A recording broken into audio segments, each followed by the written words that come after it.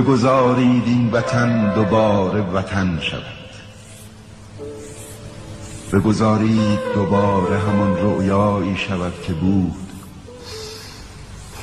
بگذارید پیشاهنگ دشت شود و در آنجا که آزاده است منزلگاهی بجوید.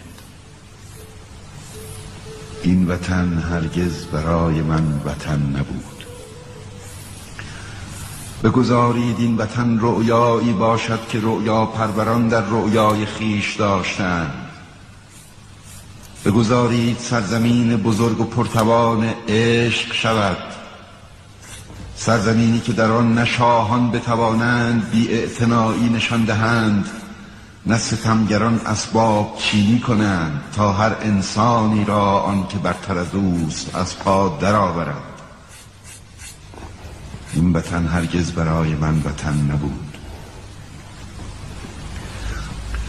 آه بگذارید سرزمین من سرزمینی شود که در آن آزادی را با تاج گل ساختگی وطن پرستی نمی آراید، اما فرصت و امکان واقعی برای همه کس هست. زندگی آزاد است و برابری در هوایی است که